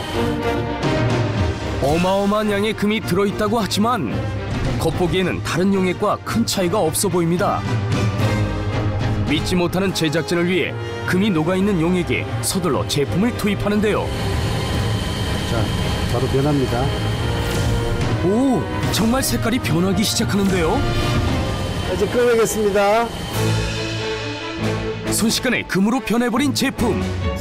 반짝반짝한 모습이 아까 우리가 보고 왔던 그 황금 제품 맞네요. 때와 장소 상관없이 영롱하게 빛나는 모습이 아름답습니다. 간단해 보이지만 녹슨 철 제품에서 황금빛으로 변하는 데 걸린 시간은 1시간 30분이나 된다고 합니다. 또 화학용액을 사용하지 않고 도금할 수 있는 건식 방법도 있다는데요. 이 건식 도금은 밥그릇, 수저, 젓가락 등 각종 주방용품들을 만드는 데 사용되고 있습니다. 배명직 대표가 주방용품 제작에 관심을 갖게 된 데는 요 칼이 한몫했다는데요. 어느 모임에 나갔는데 이 유명한 셰프님께서 그 칼이 녹이 난다고 얘기하더라고요. 그래서 집에 와서 보니까 진짜 녹이 나 있더라고요. 그래서 제가 이건 내가 표면 처리 명장인데 이 녹 안 나는 칼 한번 만들어 볼까?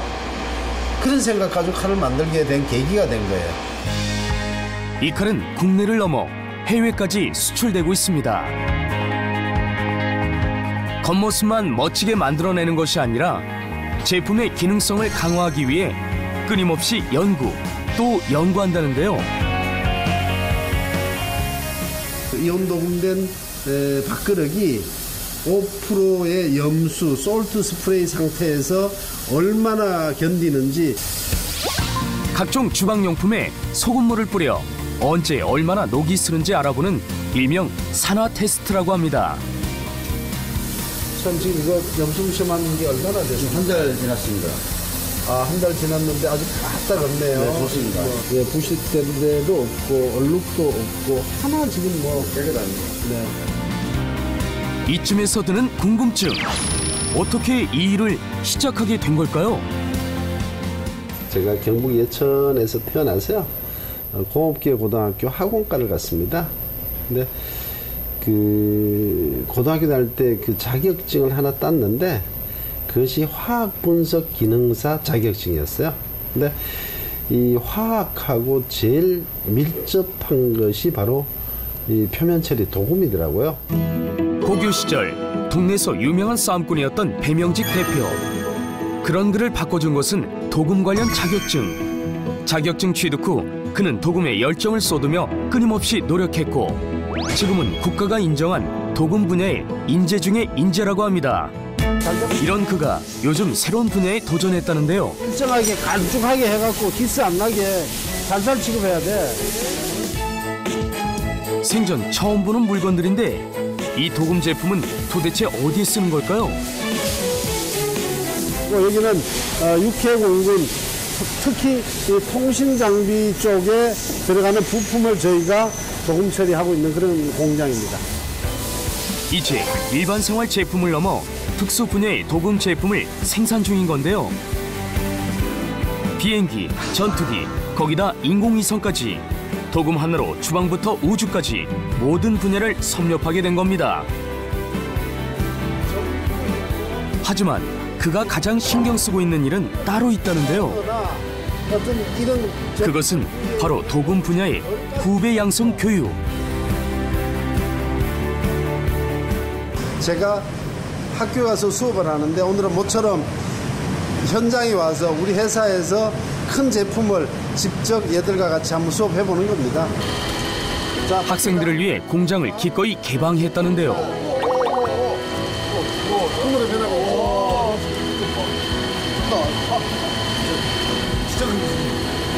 학교에서는 해볼 기회는 있었지만 이렇게 직접 보니까 더 좋은 경험 같고 명장님께서 역시 좋으신 분이고 참 좋은 경험한 것 같습니다. 멋있으면 이거 기념으로 너 가져가. 선물이야, 선물. 감사합니다. 자신이 힘들게 배워가며 이 자리에 도달했기에 후배들만큼은 더 쉽고 편하게 배웠으면 하는 바람이 크다는데요. 그에게 도금은 어떤 의미일까요? 도금은 종합 예술입니다. 금속과 전기와 화공과 정성이 어우러져서 만드는 한마디로 예술을 만드는 것입니다. 대한민국 도금업계를 뒤바꾼 배명직 대표. 현실에 안주하지 않고 끊임없이 노력하는 그 모습에 박수를 보냅니다. 네, 요즘 주변을 돌아보면 감기 때문에 고생하는 분들이 참 많습니다. 네. 자, 이럴 때 특히 건강 관리에 유념하셔야 되는데요.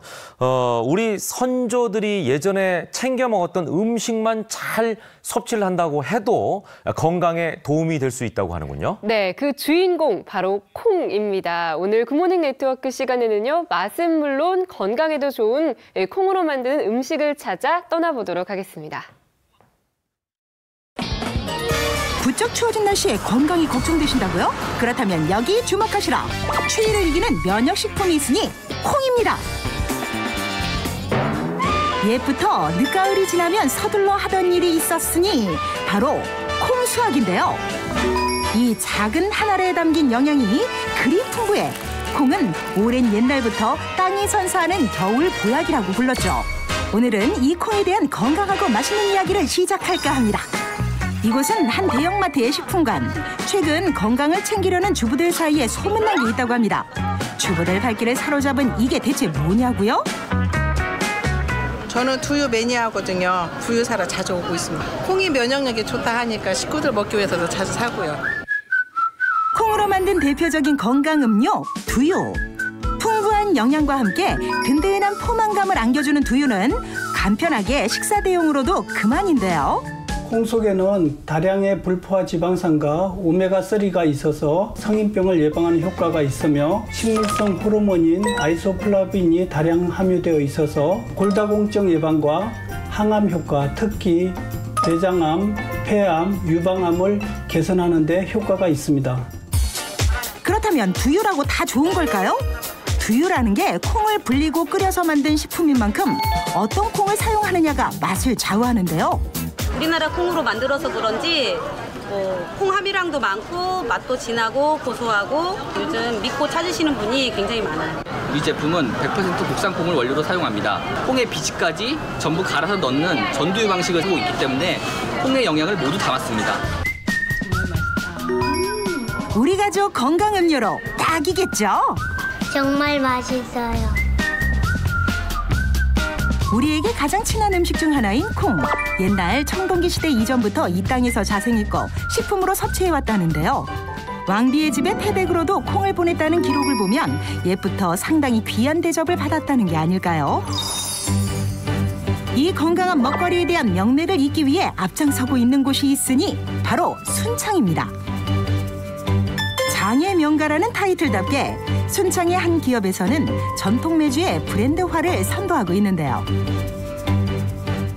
저희 회사는 전 직원의 20% 이상이 발효 전문가로 구성된 영구 집약형 발효 전문 기업이라고 하겠습니다. 저희 회사에서 대표적으로 생산되는 한식 매주는 품질을 표준화하고 과학화하여 깨끗하고 자동화된 설비로 생산할 수 있음으로써 전 국민이 안심하고 이용하실 수 있도록 전 직원이 최선을 다해 제품을 생산하고 있습니다. 이런 노력의 결과로 2017년 농식품 파워 브랜드에 선정된 곳이기도 합니다. 오늘도 이곳에는 구수한 냄새가 진동을 하고 있죠. 바로 매주가 쪄서 나오는 날이라는데요. 매주가 지금 현재 가장 순수한 상태로 나왔는데 저희가 만져가지고 오염이 시켜서는 안 되죠. 오염되지 않은 순수한 매주를 만들기 위해 최첨단 기계를 동원했지만 유일하게 고집하는 과정이 있습니다. 4,000년의 역사가 담긴 발효인데요. 장이란 자고로 기다림이 가져다주는 그 깊고 오묘한 맛에서부터 출발하는 것이 아니겠습니까? 일정한 온도의 발효실에서 한 달간 숙성시킨 매주. 건조 과정을 거치고 발효 과정을 거치면 크랙이라고 해서 이렇게 균질이 가 있죠. 그래서 매주의 정 가운데에는 산소가 잘 통하지 않는 평기적 조건이 되고 이렇게 크랙이 간 부위는 산소가 잘 통하는 호기적 조건이 되겠습니다. 그래서 크랙이 많이 간 매주가 다양한 미생물이 생육할 수 있는 환경이 되기 때문에 좋은 매주라고 할 수 있겠습니다. 가장 한국적인 것이 세계적이라고 하죠. 발효과학이 숨어있는 우리의 매주는 이렇게 발효 과정을 거치며 밥상 위로 올라갈 준비를 합니다. 그냥 발효되지 않은 제품에 비해서 발효된 제품은 다양한 풍미를 나타내기 때문에 섭취를 하는데도 굉장히 다양한 즐거움을 줄 수가 있다고 할 수 있죠. 보기만 해도 건강해지는 것 같죠? 참 오랜 시간 우리의 밥상을 지켜온 콩. 건강하면서도 전통의 맛을 품은 먹거리와 함께 힘찬 겨울 나시길 바랍니다. 12월 12일에 함께했습니다. 생방송 김윤욱의 굿모닝 여기까지입니다. 네, 저희는 내일 아침도 7시 30분에 찾아뵙겠습니다. 여러분과 함께한 화요일 아침도 역시 변함없이 굿모닝이었습니다. 고맙습니다. 감사합니다.